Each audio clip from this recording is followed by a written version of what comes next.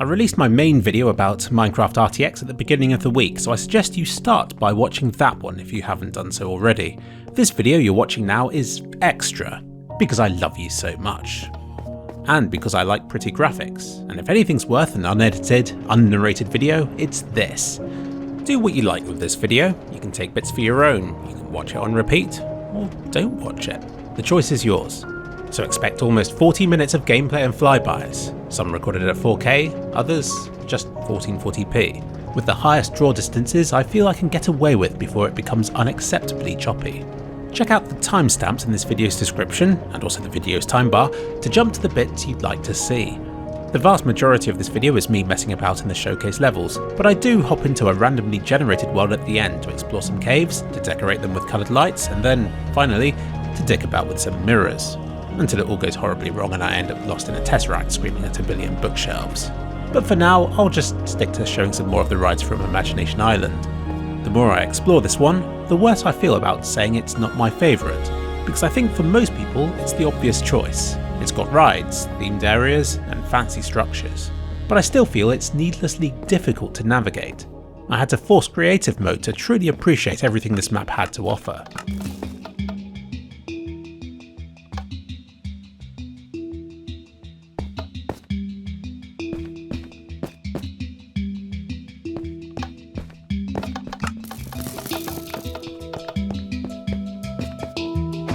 I chose times of day that I thought suited each ride in this park the best, mostly evening and morning, since long shadows and bright walls look awesome with ray tracing. And yes, I know it's path tracing and not just ray tracing, but even the devs who worked on this said that people use those terms interchangeably. And you know what I mean, so ray tracing will do.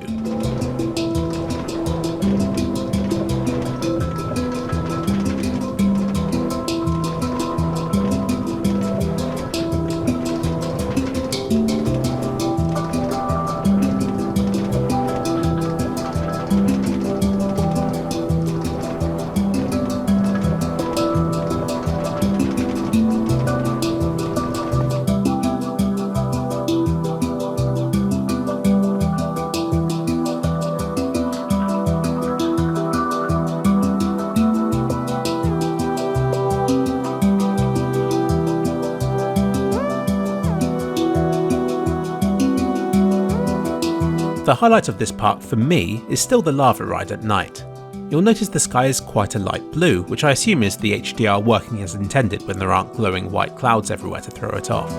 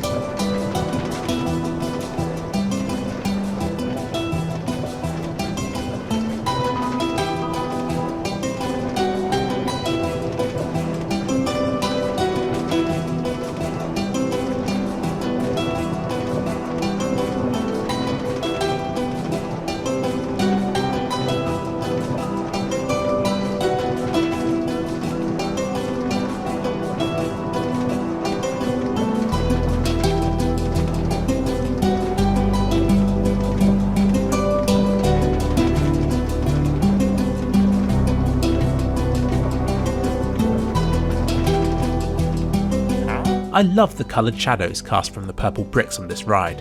I'm going to paddle my way down here and then explore an underwater environment that is absolutely gorgeous. I'm still not sure how you're meant to explore the underwater zones without turning cheats on. And since this video's audio track is free real estate, I'm going to go off on a bit of a rant about ray tracing. So if you don't want to hear me, then just mute the video, you'll still get the pretty visuals. I've read a few comments from people complaining that this ray traced water looks bad, and that's unfortunate because they're not wrong for saying that. I actually agree with them. I've seen much prettier water in Minecraft even when ray tracing isn't enabled, but you'd be wrong to blame the ray tracing for that. The ray tracing here is working as intended. It's correctly calculating the reflections, translucency, and even caustics. It's just that it's lacking the fancy textures and animations of the custom shader packs, and those are the bits that people think looks pretty. I think this ray trace level uses the default water texture with a boring looking shader applied to its surface, which is a shame. There's no reason why they couldn't have used it with the pretty textures and shaders, which would have resulted in the best of both worlds. So you might be thinking, if it's the shaders and textures that make the water look pretty, then why do you need ray tracing? If you're just saying that to discredit ray tracing, I'll respond in a pedantic manner by saying that you don't need ray tracing, nor do you need custom shader packs. You don't need Minecraft, it's just nice to have those things. To those of you who asked why you need ray tracing because you're genuinely curious, it's because every method of simulating water comes with its own performance cost and limitations. Ray tracing comes with a big performance cost, but has the fewest limitations. A good shader pack will be able to mimic a lot of effects seen with ray tracing, and in most situations will probably do a decent job of it. It might be able to reflect the world, but it's probably doing that using screen space reflections, which means that when the thing it's reflecting isn't on the screen anymore, its reflection will also disappear, which isn't ideal. In a lot of situations you might not notice this, but if you're in a cave and the water's reflecting a bit of the world out of view, it could look bad. If the water's streaming down a surface at an angle, the reflections will probably be wrong. If it's got to reflect a reflection, it will probably mess up, and so on. These are all unusual situations, but there are thousands of unusual situations in every game, and they're all things that ray tracing will be able to do a lot better. And that's what makes ray tracing a better solution. It simply works in every situation possible, instead of the ones that you've planned for. Yes, it's a pain to implement and is demanding to run, but if you can enable ray tracing, then graphically you're in a better situation than ever before. So I understand when people say it's not worth the performance hit or the price, because to them it might not be. And I can understand why some people might be frustrated that they don't have access to it, because that sucks, and I've been there. But I have no patience with the people who try to use those reasons to dismiss ray tracing entirely, or to discredit the people who do like and appreciate it, because not only is hating on a graphics technology pathetic, but it's also ignorant and hilariously short-sighted. You might as well say that computers don't need more than 640 kilobytes of memory while you're at it, because your stance on ray tracing will age equally badly. And I know you'll be quick to flaunt its superiority the moment you get a system capable of it yourself, which will make you a hypocrite as well. Rant over.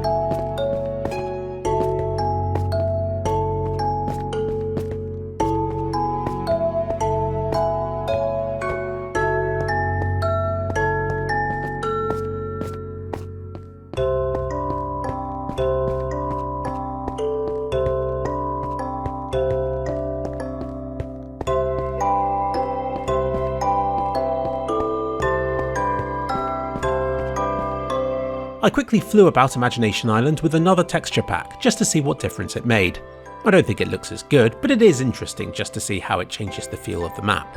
This one isn't as saturated or as shiny, which I think brings it closer to being like vanilla Minecraft, artistically speaking.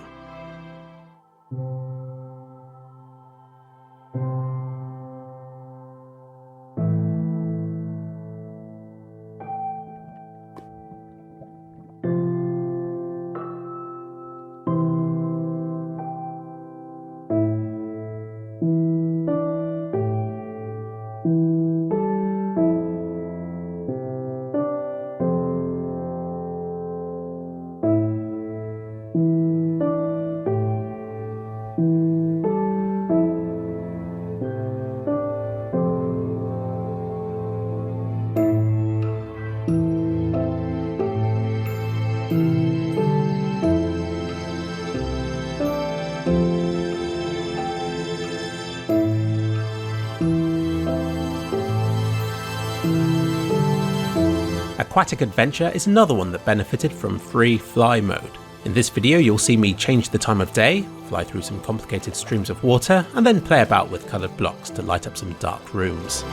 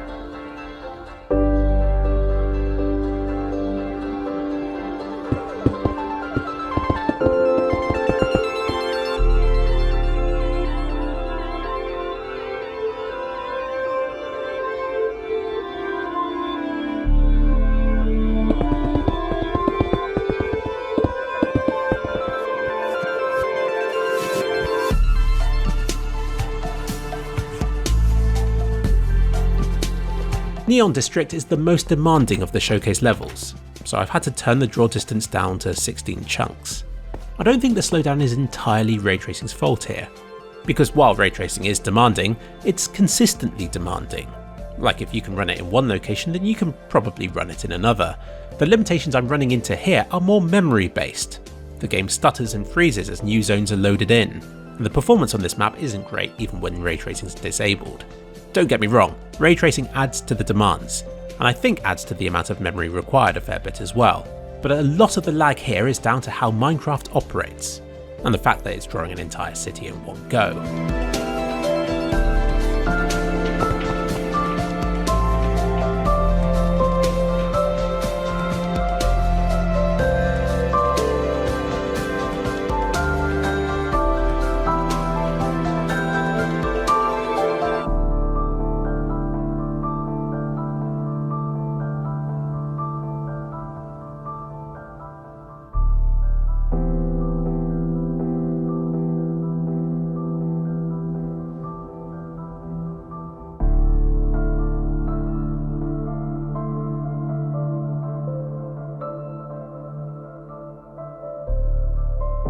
Despite its name, I found this level to be the most impressive during the day, since at night there's almost too much stuff glowing for you to be able to appreciate it.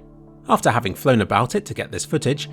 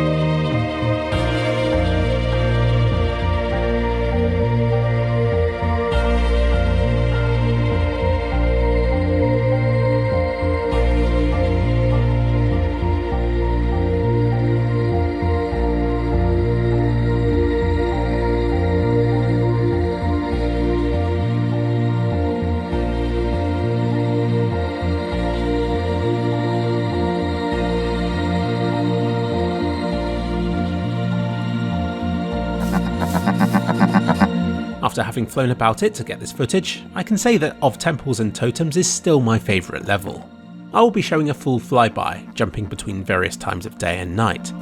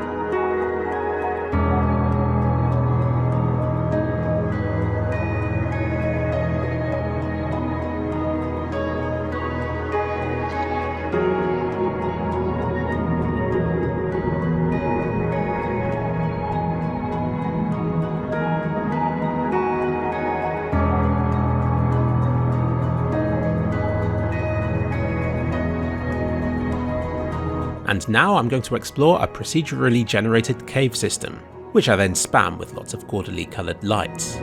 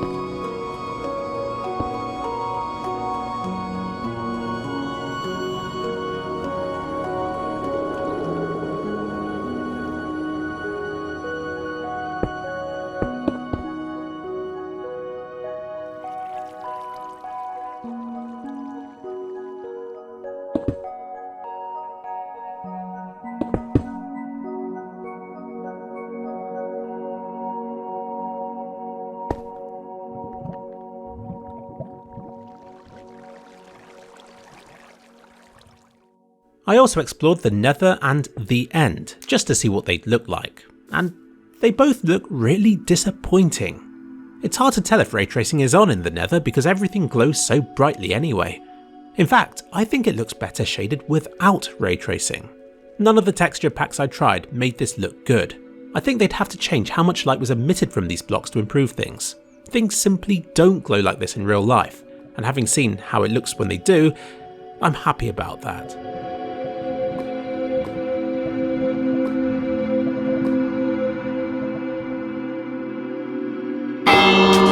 And as for the End, this is actually the first time I've been there myself. And this is also boring looking, since it's lit directly from above. Interestingly, having ray tracing on makes the sky a much brighter colour. I guess it's from infinite haze in all directions. But in the level itself, the only way to spot the ray tracing in action is to look at the dragon's shadow, which has been transformed from blob to dragon shape. At least until the dragon itself transformed into a blob. Not sure what happened there. I defeated the Ender Dragon for the first time ever for this video, and then got straight back to staring at reflections. There was this nice surface in the middle, but so what? And flying beneath the floating island looks cool, with its volumetric lighting and darker underside, but it could still be so much better.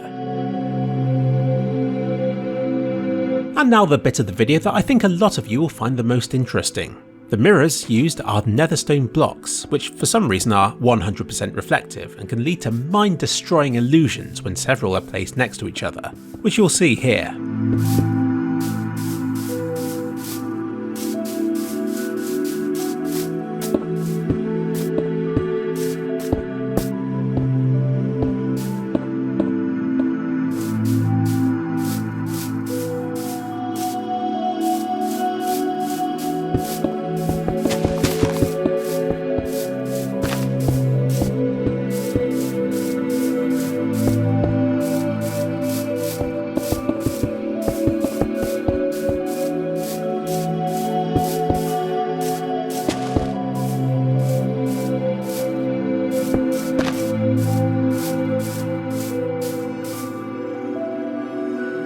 Okay, and for our next trick, I will attempt to rip off Interstellar.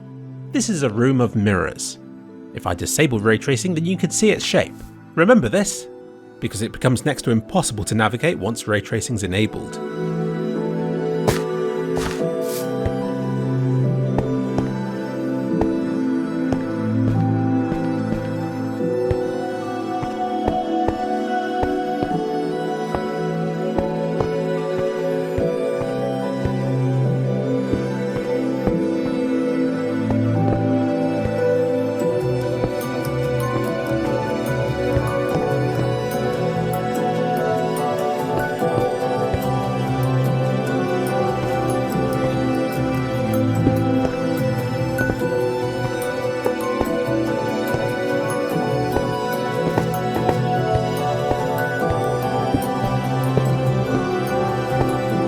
Well, we've come this far, so why not go a little further still?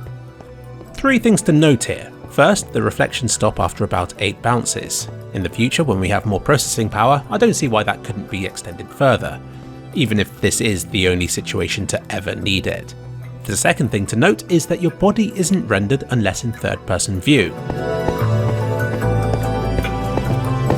And the third thing to note is... Don't let me leave, Murph!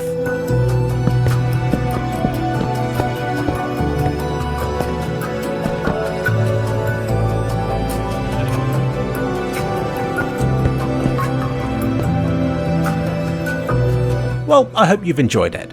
I'll end with some high quality 4K flybys and time lapses, as well as a bit where I mess about with the ice and underwater where I hear some strange, scary explosion sounds. Sleep well.